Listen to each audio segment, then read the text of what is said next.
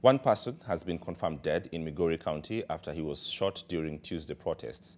Here in the city of Nairobi, traders who armed themselves with sticks and clubs surrounded their business premises, protecting them against groups of young people intent on looting and vandalizing.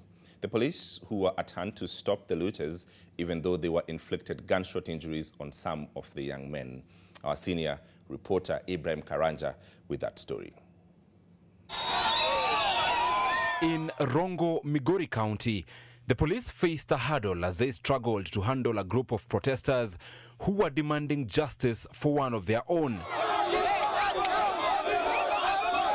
The protests turned violent after one of the protesters was shot and later died in hospital while receiving treatment. In Nairobi, the series of protests has now changed its course. The faces of those who are leading the protests in the streets of Nairobi have since changed in many ways. And it would appear also the motive of those currently in the streets have also changed. It would appear right now that what is happening in a big proportion is looting.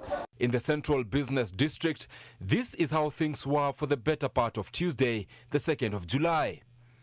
Business owners closed their businesses all day, while groups of young people lurked not too far from those establishments, their intentions almost obvious.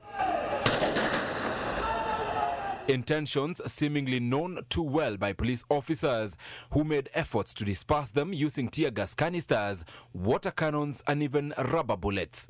The target of those groups of men in downtown being business premises. The finance bill, which was the main reason for the people to come out, has since been dropped, but the mood in Nairobi is still fiery. The people in the streets today are still saying that they are fighting for those who were killed in the protests.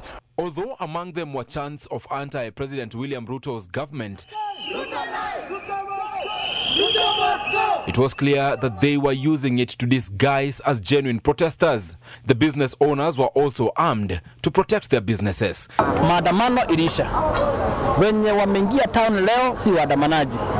Ile kazi wanafanya ni looting. Gen Z, ukiingia town yote hakuna Gen Z. Mimi nimeandikwa. Nikipoteza kazi watoto wangu, familia yangu watakula wapi? Hakuna. Ujiona mwanabai mpaka anakuja na bag.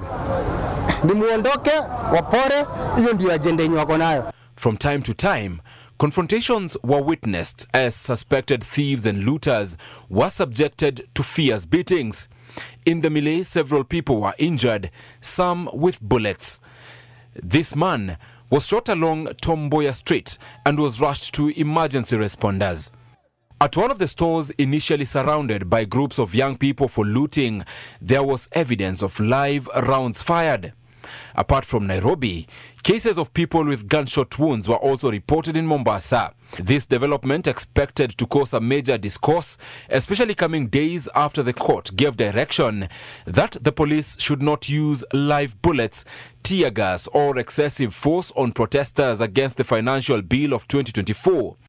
But considering that these were cases of theft, it could be a different story altogether for the police. All in all, the intensity of the protests is now decreasing, and unlike before, when the protesters aimed to reach specific government installations such as Parliament, the current phase seems to have no actual agenda other than engaging police officers in running battles around businesses. Ibrahim Karanja, NTV.